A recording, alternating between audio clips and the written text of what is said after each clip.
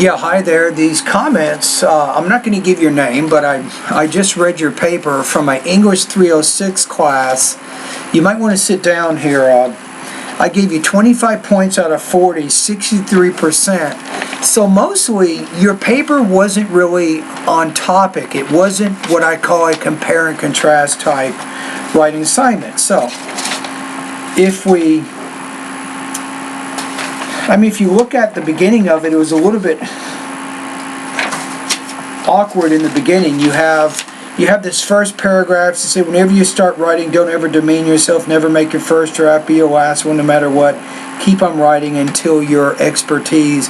You're kind of writing some of Marius' ideas, but did you notice you're not using any MLA citations to document his ideas? And you got to do that in academic writing, so go to Google. I'll give you some keywords. What is an MLA in-text citation? That's something that you want to try to figure out. That's going to be important because it helps us keep track of who is saying what. Now, in terms of your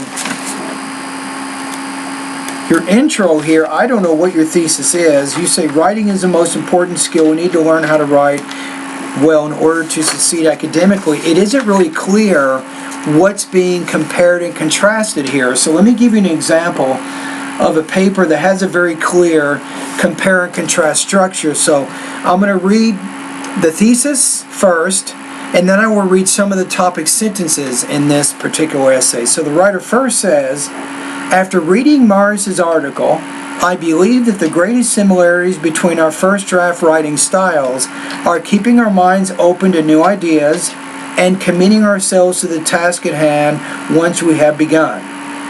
So what I like about this writer, he's only looking at one draft and what he and Marius do in that first draft, and he shows what their similarities are by looking at 2 points, being open to new ideas and committing themselves to the task at hand. That's a very specific compare and contrast thesis, something that you don't really have in your paper. Now, I want you to follow along. Let's take a look at his topic sentences. He says in the next paragraph, Marius and I are similar in the practice of keeping our minds open to new ideas. What did he do there? He simply restated the first point in his thesis. He's talking about how they are similar in keeping their minds open. So that's the topic sentence of the second paragraph. Then when the writer moves on, the writer says, secondly, Marius and I are similar in our first draft writing styles in that we commit ourselves to the task at hand once we have begun. Again, the writer is stating the second point in the thesis.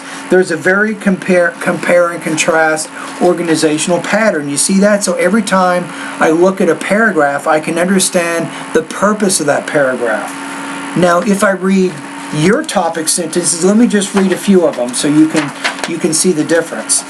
So in one of your paragraphs you say, in my academic career, the first writing experience was difficult and hard to write. But that's more of a statement, but it doesn't show how you're similar or different to Marius' process. So the paragraph is pretty much off topic. So let's go to another one. You say, we all know the sweetest victories come out of struggles, and victories in writing are not different. It requires a lot of struggle and experience to write a perfect draft.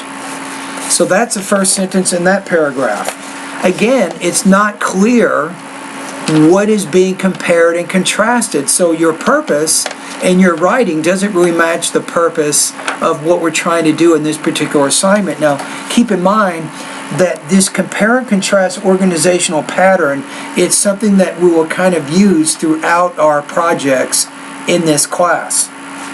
So you want to make sure that you kind of have a handle on how to do that now. You done? Yeah, okay, see you later. Yeah, so that would be my comments there. Let's look at another one of your paragraphs. You say, moreover, when you begin a draft, and also I would say you don't want to use the word you, because you is more instructional, and if it's not instructional, it's informal, and our writing is more formal and it's not instructional. So instead of saying when you begin to write, when you begin to draft your writing, you might say when writers begin to draft their essays, they need to keep in mind some techniques that may be helpful. That's a better way to frame, I think, your sentences from that point of view, as opposed to using that second person point of view. You see what I'm saying? So you got to kind of look at what you did here and how you did it. And I'm going to also have you go to Blackboard. I'm going to include a link in the message I'm sending you. It's a video that's posted at Blackboard that will show you a little bit more about how to organize this type of writing. All right?